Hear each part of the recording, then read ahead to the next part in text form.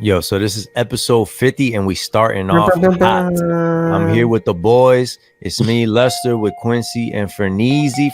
Yo, check this out, man. I was blessed at a very young age with the unfortunate circumstance of having a lot of time to myself where I had to think all the time because that's all I had. This was before smartphones. This was before we had a whole bunch of stuff to waste your time. And on top of that, I was poor. So even if that stuff was around, if I wasn't stealing it, I wasn't having it. Mm-hmm.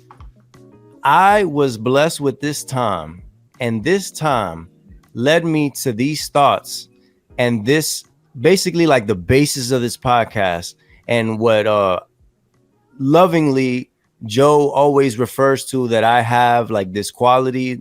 I'm gonna let you describe it, Joe, because I like how you say it, but it's gonna lead into what this show is about. Number 50, it's gonna be real deep. I hope y'all ready. Like I said, Joe, say the thing you were just saying. No, so we were talking about that level of giving a shit about what people think, and there's a book that's out, and it's not whether giving a fuck about anything, right? And I feel like you grow into that, and it's not about time. It's not how long it takes to grow into that. It's how much you go through to go into that.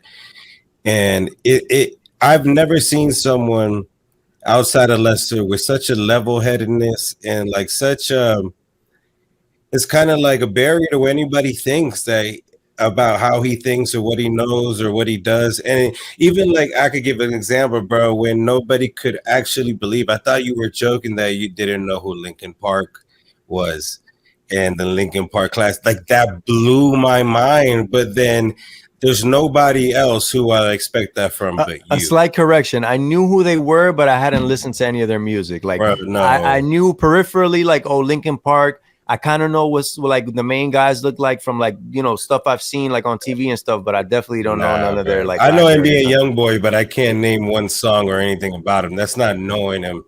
I'm talking about knowing them.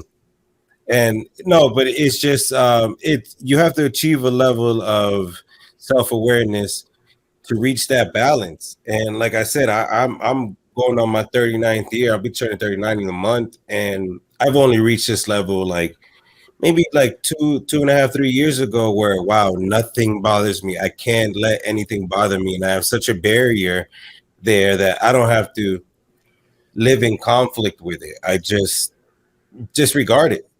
And it took me a long time, and that's one thing. Like unless it's younger than me, and I know he's realized this at an age way before I met him. And it's just that's something that you grow into, and I think that everybody grows into it. And it's not about time; it's just about experience and how you deal with it. Yeah, there's I was watching Comedians in Cars like I always do. I always rerun it, leave it in the background. And the episode where Jerry Seinfeld had Eddie Murphy on, Eddie Murphy talks about talking to Prince, and Prince saying that he wasn't fully confident a lot of times. And Eddie Murphy's joke was like, you mean you wasn't confident when your ass was out? You know what I'm saying? Like he was like kind of making light of it, but it was like it blew his mind that Prince, somebody so flamboyant and so fearless in the eyes of the audience, was not confident. But the difference between Prince and somebody quote unquote regular is not necessarily the confidence. It's just to me, I feel like the difference is the wisdom of knowing, hey, I'm just a guy trying to be my best self.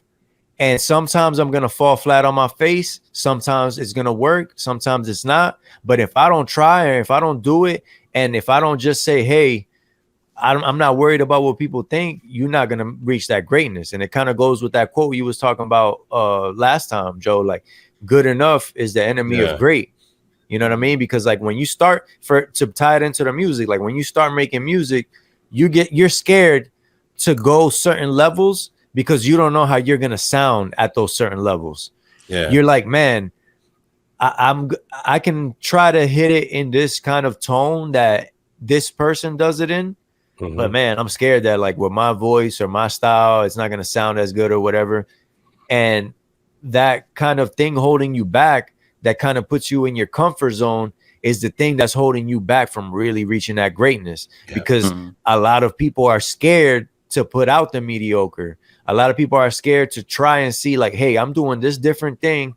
Let me see what people like. And if they don't like it, they take it personal instead of saying, okay, they don't like it. Do I need to retool it and make it better, or do I need to abandon it? You know what I'm saying? It sounds so simple, and I don't know if maybe, I don't know what it is, but like, it's so easy to me to just say, I'm going to look at it from my own point of view. Like, for example, I'm very picky about music. So I'm going to assume that people are very picky about music. You know what I'm saying? So I'm going to make sure I'm hitting all those things that drive me crazy when I hear music. You know what I'm saying? Like the things that I don't like, so that somebody that is scrutinizing the music how I am will like the music.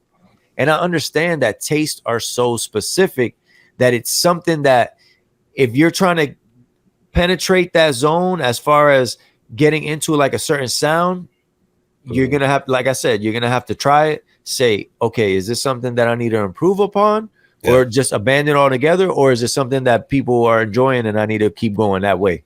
You know what I'm saying? And that awareness and that being able to detach yourself and detach your feeling from it and just really look at it in a point, like a matter-of-factly point of view.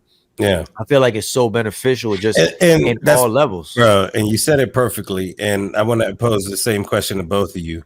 So you said a word earlier that really resonates with me. Wisdom. Wisdom, what do I consider wisdom? Wisdom is the experiences you've been through and what you've learned from them. Right? That's wisdom. You've gained wisdom. You've gained knowledge. You learn how to deal with something you've been through. If you know, the definition of insanity, doing the same thing over and over again, expecting a different result. If you do that for 20 years, you don't gain wisdom from that. You don't gain experience from that. You know what I mean? So confidence comes from wisdom and knowing how you've done things for so long and how you've grown and what you've learned, how you do things now. So there's a fine line between confidence and just being absolutely delusional. And when creating content, creating music, and creating what you two know as what your fans, potential fans, future fans, past fans, present fans want to hear, where do you judge that line of confidence and when you know this is what you're supposed to put out for you?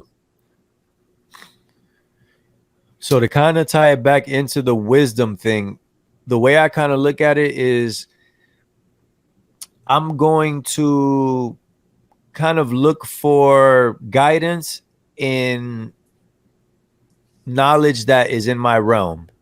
So basically what I'm saying is I'm going to kind of seek mentorship / advice / I'm going to try to take lessons from people that are in a field or in a lifestyle that I aspire to be in. You know what I'm saying? So starting there, I look at it from the point of view of like, okay, when I'm making a certain kind of sound, I'm going to first look to people that are making that kind of sound, because there's always basic principles in those things that are always true. Like there's always opinion stuff, there's always style stuff, but then there's also always like pillars in everything. And I kind of look for those pillars from people that have done it already. And then I kind of play around with it around that framework. You know what I mean? And then I kind of already know, like, for example, perfect example, the song that I sent you guys yesterday. I don't make that kind of music. You know what I'm saying? But I like it. And when I heard that vibe, I'm like, oh, man, I could definitely make that kind of vibe with this. What I did with that for a while, like a good almost a week or so, because I was sitting on the beat for a little bit. I'm listening to it and I'm just kind of thinking about songs that are in that vein. I'm thinking about people that are in that vibe. I'm thinking about visually how it looks. I'm thinking about the topics they talk about. I'm thinking about the vibe that it gives you. I'm really like kind of trying to take in the vibe and just the sound and the atmosphere of it to really attack it the right way. I don't want to attack it from the straight, R&B mind that I'm attacking with. So that's where that confidence is. Confidence is knowing that you've answered all those questions for the people rather than just yourself and satisfying yourself. Exactly. It's like you gotta stick to the pillars that's just gonna apply to music regardless of if you like it or not. Mhm. And then also stick to what you enjoy that you feel like you could sustain. Like everything that I put out is always gonna be something that I feel like I can give you more of, which is why certain records that y'all know about, I might hold on to them or I might try to figure out how to retool it because it's not my vibe. Yeah. And if I find success in that lane, it doesn't help me because that's not the lane I want to be in. Mm-hmm. So, Joe, I want you to kind of re-ask that question. I kind of got lost into what Lester was saying that I forgot where we started. My bad. So ask me the question again. No, how do you balance that line between confidence of you know exactly what you're putting out is what you're supposed to put out, or you're just overconfident, like, no, this is the shit everybody needs to listen to from me? Like, how do you balance that line? I think for me, one, it's a feeling, you know what I'm saying, that I get. Like, there's certain songs that I'll send to y'all that I have a great feeling about, and there's other songs that I'll send to y'all and I'm just like, I just want some feedback. You know what I'm saying? Like, I feel like there's a feeling that comes with that leads to that confidence. But also for me personally, you know, I have a small circle of people that I know have a good ear for music that I kind of bounce ideas off of. You know what I'm saying? That like I'll send something and be like, what do you think? And like I know this actually was one of the things that used to like bother Lester, because I would send things that weren't done, or I would send things that were like unfinished and stuff like that. But you know, for me, you know, it like I like knowing like, all right, yo, this is going down the right lane before, kind of like what Lester said. Like if he knows it's something that he can't give you way more of, then it's not something that he's gonna be 100% positive with putting it out.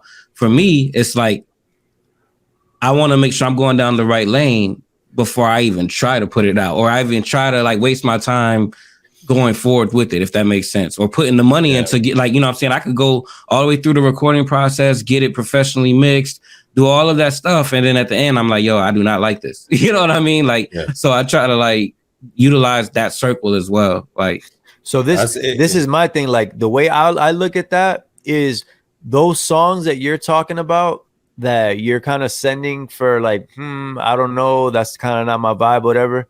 Like for me, in my process, I wouldn't even send those. You know what I'm saying? Just because of that. Like I already told myself in my mind, this is not my vibe. Even if I could make something of it, it's not really something that I'm going to go gung-ho into. You know what I mean? And I'm just going to put that to the side. And it kind of leads into what I was going to like say about what you just said, Quincy, is at the end of the day, you got to figure out, and not just you, I'm just saying in general, like you got to figure out what your vibe is and how to keep pursuing that. And then you ask for guidance or help or whatever. Like, don't look to anybody to give you that identity or to tell you, hey, like you should be here, whatever that is. Like, you got to figure that out yourself and then say, all right, what's going on? And that kind of ties into what we were talking about last week, where I was saying there's certain people that they won't even start working on stuff until they have somebody like, you know, that they sign up to like help them do it. You know what I mean? They'll be like, oh, you know, let's pull up here this day or whatever. And they kind of use that person to kind of brainstorm and kind of help them figure it out and stuff like that. And it's like, when it comes to certain things, you gotta figure that all out by yourself. Because that's something I learned with the music too. Like, that's part of the wisdom, bro. That's how you gain wisdom. If and not, you're just doing the same shit every day with no results. And that's something I learned early in the music. Like when I used to rap, is like you can kind of create something and make a vibe where it's viable and it's something that people get behind because of the specialness in you or just the drive that you have or whatever the case is. But if it's not sustainable or if it's not something that's truly feeding you, you're always going to have that friction in that situation. You know what I'm saying? Like, I just knew like that world, like for me and for the type of person I was and the type of music I made, as far as like when I used to rap, it was more like I had to realize like, yo, this is just not like, this lane is not me no more at all. You know what I'm saying? And when I switched to the music, kind of tying into the shout out to Delore, man, he had me on Indie Jams, Ear to the Grind Radio. on Saturday, and we had a dope conversation, and we kind of got into like when I used to rap and stuff, because he was a big fan of my stuff back in the day. And with the rapping thing, it just turned into something that just wasn't me anymore. And that's why the singing thing took off, because it just aligned more with like my energy and my vibe and everything. And once I figured out that I had to take my music away from that rap energy, even though I was singing, I was still giving it that rap energy.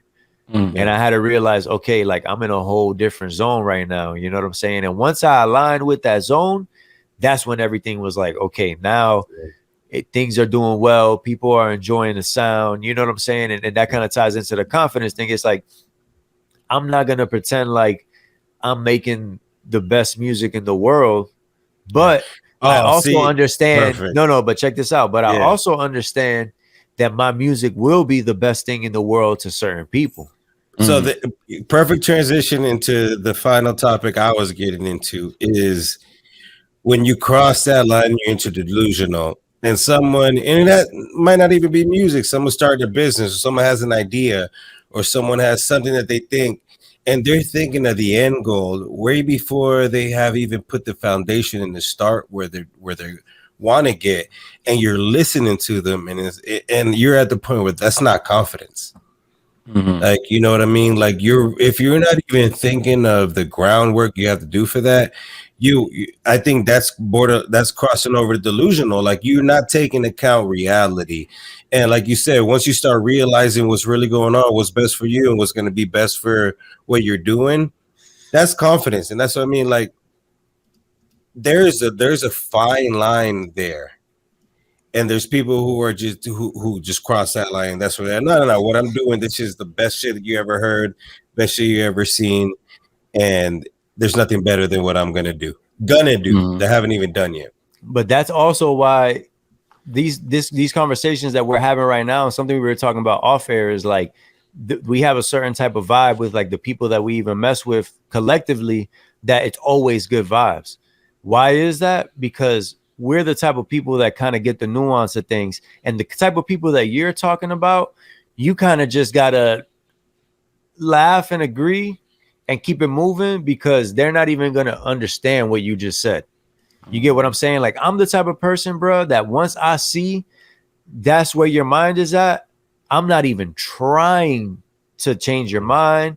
You know what I'm saying? That's why, like, even with like the music stuff, like, I'm not trying to make nobody a fan. I don't have that like Kanye. You don't have to convince anybody. I don't have the Kanye thing in me of like, yo, I'm the dopest. Can't you, like, why you ain't listening to me? You know what I'm saying? Like, you gotta be my fan because I'm just the dopest artist. Like, that Kanye thing is non-existent in me. You know what I mean? I move completely opposite with my music and my sound and everything. But the funny thing is, there is a little bit of that in there that you would like to have. But the issue with that, confidence, exactly. But the issue with that is the line is never constant either. So it's a hard place to dabble in. Yeah, I agree. The line moves a lot over time. It's like you got to find a way to like dance right up on it and just be right up on it all the time, but not be on it or even like too close to it. You know what I mean? Because it goes back to what I was saying. It's like music to me is so special and so magical, but at the same time, I understand that there's people that don't even listen to music, that to them is stupid as hell. Like, they do not care about music. So there's the duality of that.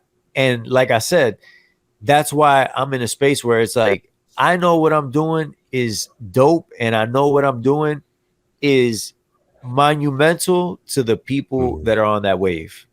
But I'm not trying to bring everybody to the wave. I'm just trying to figure out who is in that wave. And that's that is exactly how I feel our approach for this podcast is, and why we get so much respect about what we do. I was with a homie like a week and a half ago at the pool party, and this is dude who I did a podcast with in back, and the first thing he said was like, I love that you're doing it. And he's like, I love how consistent y'all are and how it just doesn't stop. And that's all that matters. It just doesn't stop. I have another homeboy. Shout out to Wayne in with Travis Hartman. They have a boxing podcast. These dudes I train with over in Winter Springs. Same thing. I haven't seen him in forever. And when I went to go train with them, he says, "Love that you're doing the podcast. Love that y'all consistent. Love that the quality." And it's like, as long as you're consistent and putting shit out, you don't have to convince anybody that you need to listen to me over anybody else. That's how you put shit out. That's how it stays genuine. That's how you stay confident, like, of what you're doing. And we're just gonna keep doing what we're doing, and it's for the people who listen. And that's what I mean. It's an approach. I've seen people put out podcasts that they think just because they got a cool Instagram and flashy artwork that makes it a great podcast, and the quality is not there to match. There's so many different things you have to look at when you're thinking about if you're confident in your product or you're just delusional. You think what you're making is the best. Right. Yeah, man. The big thing is the consistency too. You know, you said I know a lot of people that started a podcast after us and stopped it before us. You know what I mean? So it's definitely the consistency as well, man. Yeah, it's something. I think it was the episode when y'all weren't on, but like some people, their only goal is to start a podcast and they never even get it off the ground. Like when a podcast is, but they have an Instagram and they have a logo for it, and they have it coming soon. They have everything but the podcast, and that's what I loved about Lester. His approach is the most important thing about this podcast is what we're talking about. That's all he cares about. Nothing else. The artwork, the Instagram, all that shit don't matter. What matters is what we talk about, and there's not a lot of people who do that. They're all about the flashiness, the videos, the reels, this and that, but the actual content is not even there. And that's what makes the saturation of the podcast community so difficult. But that's because people be trying to portray themselves a certain way on social media. Ja Morant, but you know. Oh, perfect transition. You know what's funny, real quick, just because we're on that 50th episode vibe, you know what I'm saying? When I first started, like, first of all, the grounded thing really just came from me trying to figure out a new idea for merch. You know what I'm saying? I was trying to like make some merch that was kind of detached from me, but was still dope and just still tied into what I was about. And I really took like a month to really think about the logo, really think about the name, really think of like, I really just took my time to think about it. You know what I mean? And it ended up being the grounded thing. And then it just ended up turning into like its own thing. And the reason why I wanted to do the podcast is because originally, like me and Quincy didn't even really know Joe. Like I was in the fantasy football league with him for a few years. But he ain't follow me back. It's all we ain't even talk. Like we just talked in the chat. You know what I'm saying? And me and Quincy would always have these, like, we spent a lot of time together in the studio, and being together in the studio and just working on different projects together. Like a lot of times we would just sit like on a smoke break or even just in the middle of what we was doing, and we would just kind of have these conversations. And we were both like, when we started the podcast, it really was like kind of too late, but also was at the perfect time, because I feel like we were at the level / mindset / we really had something to say. You know what I'm saying? Like we had really been through something multiple times and really persevered through it multiple times and really like took our lives to a level past everybody behind us and our families. You know what I'm saying? Like all them things, it was like, all right, we really got something to say. And I really wanted to document all that stuff, because kind of like you were saying, Joe, a lot of people think too much about the money and all this extra stuff, when it's like at the end of the day, bro, like what matters is like what's real, and what's real is what we doing. You know what I'm saying? Like we really talking about some real beneficial stuff for everybody. Like if people might not catch it now, it might take a year, it might take 2 years, it might take for the music stuff to pop off more, for people to come back and listen to this and be like, oh man, dang, like, yo, this is fire, whatever. Like, and kind of what we were saying earlier, like there's gonna be a lot of people that don't find no value in what we're saying. And that's cool. You know what I'm saying? We're looking for the people that are going to find the value in it. Yep. Something that like has been really important to me in like the last few years, that really is like the foundation of my mindset is like a lot of people always say like, oh, they're not on my level. People automatically their mind takes them to levels being like this. You know what I mean? They always imagine levels being somebody's above somebody or below somebody. Levels can be spread out. And that's how I look at levels. It's like, yeah, you're not on my level, but I'm not above you either. We're just left and right in different places. I'm not higher, I'm not lower. We're on the same path. We're just in different locations. We're equally successful where we're at in life. Exactly. Like you're on your path, I'm on my path. And me thinking like that has been so beneficial for me. Yeah, and I also recognize that that might not be beneficial for other people. Other people might interpret that a different way, and it might lead their life down a different path. That's not what mine did. You know what I'm saying? Yeah. But that's the beauty of it. You pick what makes sense to you. You think about the vibe that you're on, and then you pick up things that help you maintain that path. You know what I'm saying? If you're walking along a path and you need tools and you picked up a hammer and you keep walking and then you see another hammer, you're not going to walk with the two hammers. You already got the hammer you need.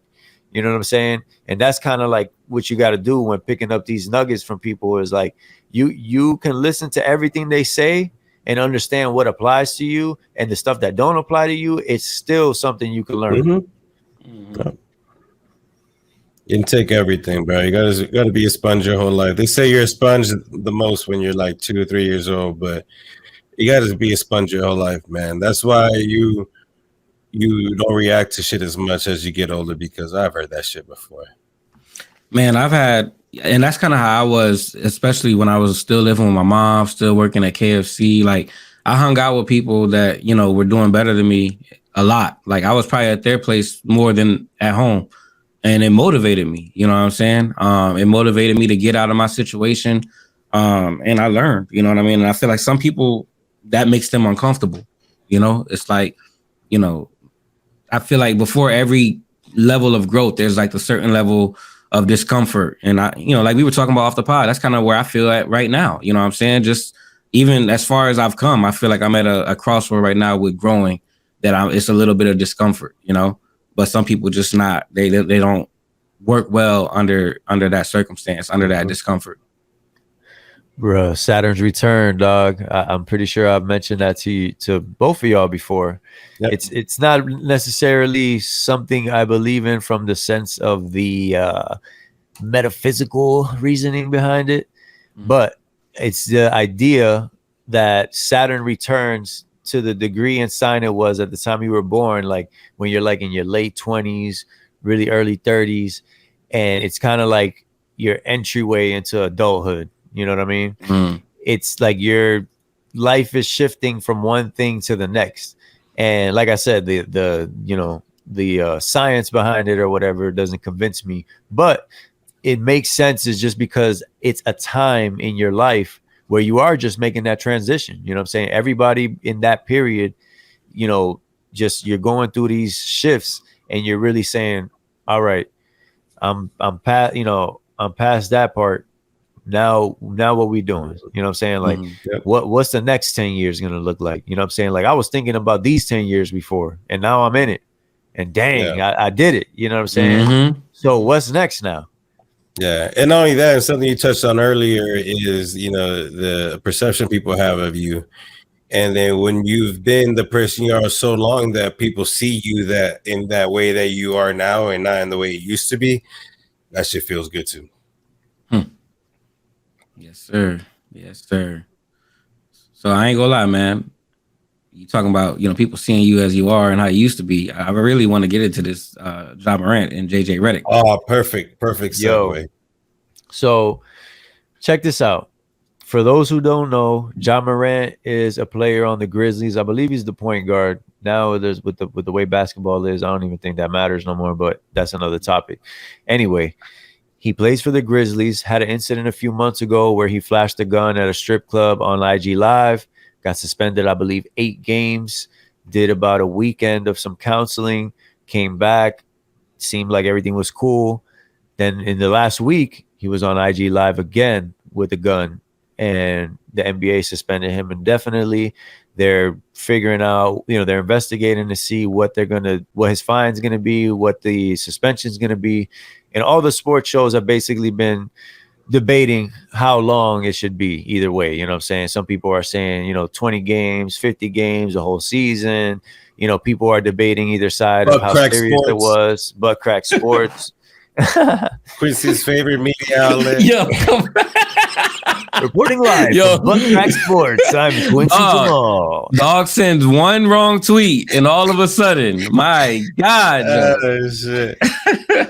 But nah, so what you guys are talking about is JJ Redick, a former NBA player turned analyst, a fan favorite because he's kind of like the side of the players, and not to mention Ja Morant is a black guy, JJ Redick is a white guy.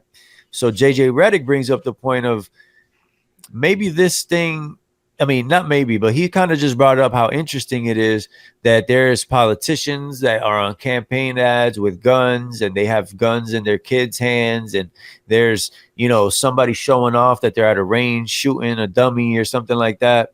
Mm-hmm. He flashed a gun in a state where it's legal for him to have a gun. So JJ Redick is kind of just saying, like, he didn't break any laws. He didn't do anything wrong. So what are we really talking about?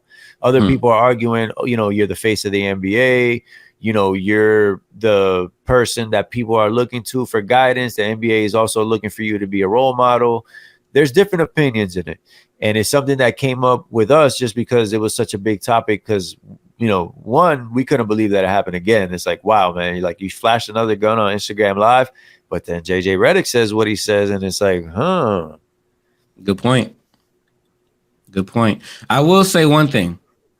When it comes to losing sponsorships or losing deals or whatever it may be, because you're supposed to, like they said, be the face of the NBA or be the, whatever. That aspect of it, I completely understand. If I'm, I'm saying, I don't know what deals he has, but I'm just saying if I'm Adidas, and I'm, I'm saying you're representing my organization, then, I have the right to pull out of dealing with you from how you portray yourself. From the other side of it, though, for him actually being a basketball player and playing basketball, JJ has a great point of like, what are we really doing? Like, if you want to take money from him, if you want to, you know what I'm saying, like do everything outside of suspend him from playing basketball, then what are we really doing? I get that point of it, but I also see the side of, I'm saying, if I'm working for an organization and, I can't portray myself a certain way because I'm with this organization, then how do they punish you? You know what I'm saying? Because technically he is representing the NBA. It's not a good representation at all.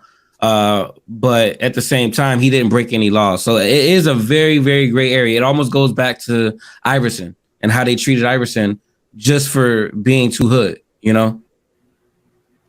So I think something that gets lost in the big part of the story, like for casual people that have heard of it, is Ja Morant also has a history of different events as far as, he beat up a high school kid at a basketball game. He's claimed self-defense because the kid threw a ball at him.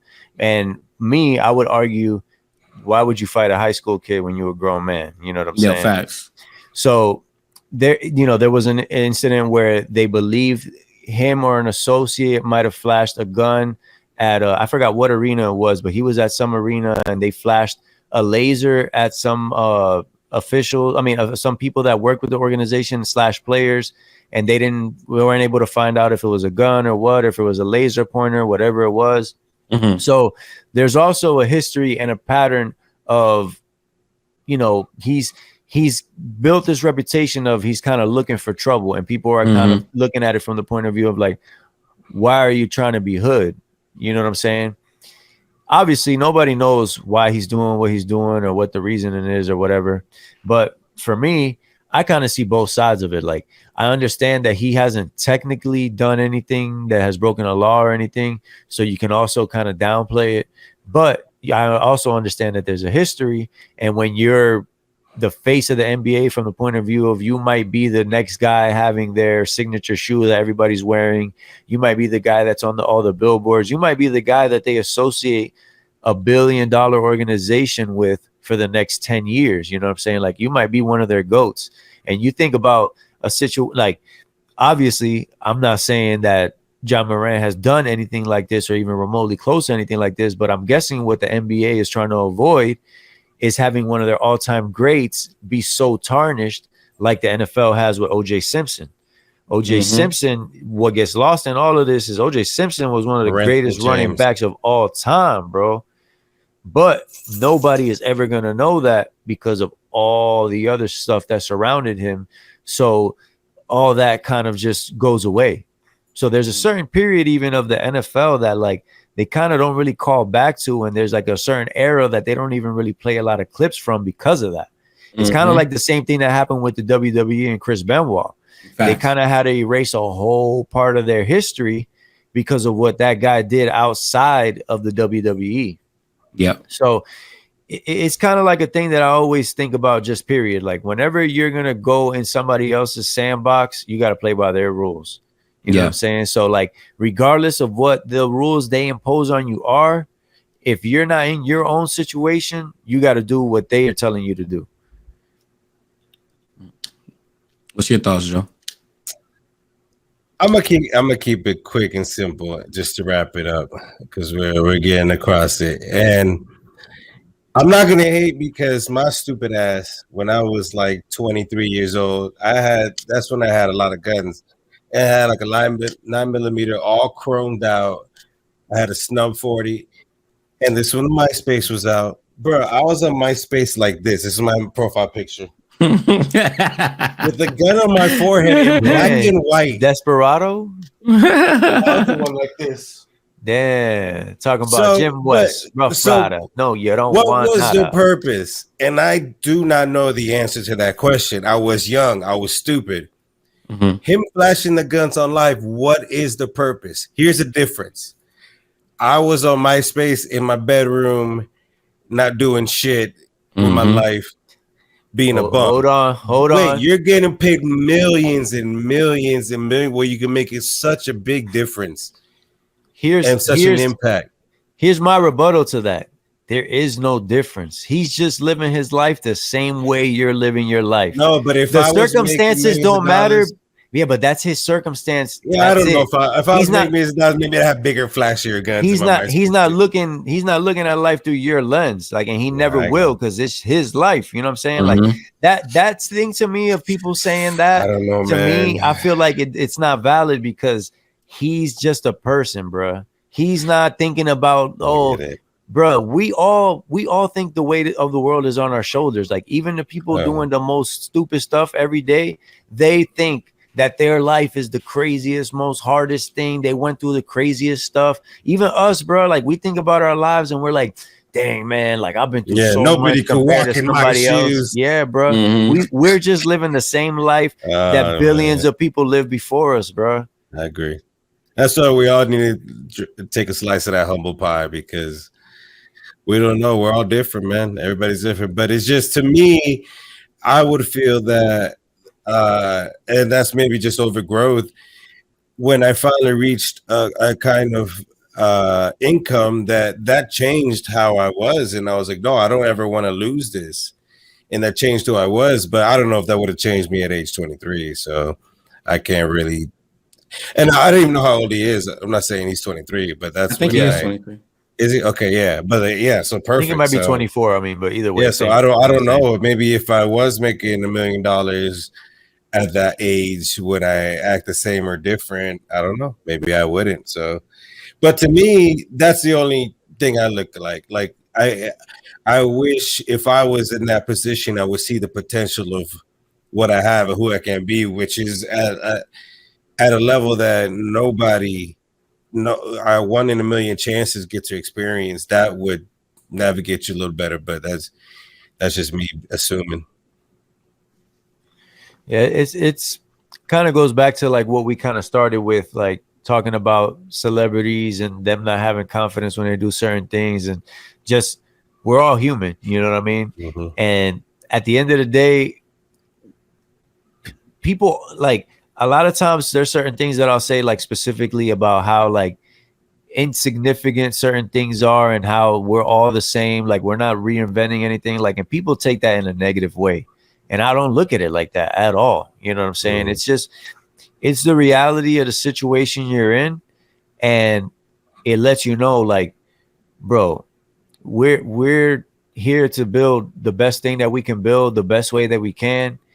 All the other stuff or whatever anybody else is doing or what, and this kind of could apply to Ja Morant too, maybe. I don't know what his situation is, but maybe he's considering other people's view of him or other people, what they got going on, instead of thinking about, okay, what's going to feed me in my life and what's going to make, you know, what's going to propel me into the next 50 years of my life. You know what I mean? Maybe if he thought, I don't know, maybe he's not thinking like that, and that's what's leading him to make these decisions. You know what I'm saying? But strictly maintaining an image, it's maintaining an image. There's nothing you do that for your. Well, I can't speak. I'm saying maybe he does that for himself, for his confidence, for his persona. Maybe it's, you know, it might not be to maintain it. It's just crazy. There's too many aspects of it. It's hard to judge. It's hard to decide why he's doing it. But the fact that he's doing it sucks because he's such a talented player. And that little shit can ruin everything you have going for you. And it's just part of the system. And if you can avoid it, it's the best thing to do. What I will say, though, is that, you know, and we see this a lot, especially with, you know, young black athletes, is that his circle, they got to be better. You know what I'm saying? Because at the end of the day, you know, I don't care if we're on live. I don't care if we're private, bro. If you my dog and you're the reason why, you know what I'm saying, like, even if you're not, you know what I'm saying, really like feeding me, but if you're the reason I'm able to eat good periodically, you know what I'm saying? I'm gonna take care of you. I'm gonna take care of you. I'm gonna make sure that, hey, bro, you saw what happened last time you did that. Like, put that drunk away. You know what I'm saying? Even based off what you're saying, Quincy, like at the end of the day, it never, like, there's no benefit to doing it.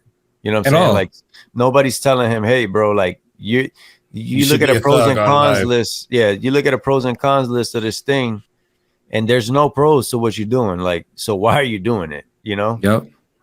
And that goes back to something we were talking about off air also. Like, there's just certain people that you just got to cut off. Like, some people think a certain type of way, like what you were talking about earlier, Joe, like that delusion and just not realizing like that you can do things to really like improve your life if you like detach your ego.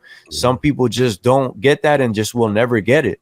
And you can spend your whole life trying to change that person, or you can focus on making your life the best that it can be. You know what I'm saying? And I always encourage everybody to do that. Just try to do the best you can do as you as a person for you, because you trying to do something, you know, something for somebody that they don't even want for themselves is never going to work. You know, that shit just is a reflection. That shit just reflects on who you are. And that's one of my close friends. He has a great quote for people like that. They're not living right. And you can tell when someone's living right and they're not. You could tell. And if you're living right, people can tell also. You don't have to tell them. They'll see it. Yep. Your proof of lifestyle is basically your resume. You know what I mean? I think you said something along these lines, but before, Joe, but like something kind of like where all you really have is like your word and who you are as a man. You know what I mean? Mm-hmm. If you are a man, you know what I'm saying? If you're a woman, all you have is your word and who you are as a woman. You know, whoever you are, you just being true to yourself is always going to win no matter what. Mm-hmm. That's a fact, Jack. Yeah, man. I mean, by the time y'all hear this, it'll have been out for a few days. But tomorrow, which is Friday, the 19th of May, 2023, me and Quincy dropping that Good Morning Love. I'm in the middle of I haven't even told y'all this, but I'm putting together a little summer pack with Unc. We haven't figured out the title exactly yet, but me and him are basically going to drop this little like 2 to 4 project pack. It's not like an album, it's not an EP, nothing. It's just gonna be some summer vibes. You know, I'm trying to drop it in July. The latest is, in June, but the latest will be July. You know what I'm saying? So people still got some time in the sun with it. Hell yeah. That's what's up, man. What y'all got going on, man? Shoot, tomorrow, man, I'm shooting the video for Up. Got that joint dropping on June 4th, I think. Anyways, early June. I'll get the details in the next episode. But shooting the video for that. Got this performance on Sunday, so have some content for that pretty soon too. Pretty excited about this weekend, man. Yes, sir. I love, man. I'm excited for what's coming out tomorrow. I'm excited for what I've been hearing in the chats coming out. We're all finding our groove at the same time, man. Like, I'm still finding time. Like, yesterday I whipped up a crazy, stupid sounding mix, but like I'm getting better at it. I'm practicing. Like, I'm one of the type that it's not gonna come out till it's ready. But I'm getting so closer. Like, it's happening now. I'm just perfecting. I have to have a really good one. The really good process laid out. I want to make sure tracks in it, man, and it's just good that the creative vibes have not stopped and they're continuously going, man. And I love it. And like, not to the point of my friends are asking me, they're like, "Yo, what's good with the DJ?" And I'm like, "Yeah." So it's like people are like invested in it, and that keeps me motivated. And it's something that I'm glad I started back up, bro. And it's just like you go through the ups and downs, and you go through the distractions and shit, but you find your way back to it and just keep at it. Yep. The fact that you invest in your time and energy in it is the key, bro. Like, you don't have to put limits or deadlines on what you're doing, but as long as you're feeding it and you're getting it ready, that's all that matters. You know what I mean? Yeah. And there's people who support you, believe in you. That's even better, man. Mm-hmm. Facts. Yeah, man. I'm glad y'all here for number 50. If y'all was here from 1 to 50, we super appreciate you. If you was here just for this one, we still super appreciate you. I hope y'all learned something from this. Yo, should we explain the origin of the Stay Budda or save it for 100? No, that's 100. I was just about to say that's 100. All right, bet. So we gonna save it for 100, but you know what? We still gonna stay Budda.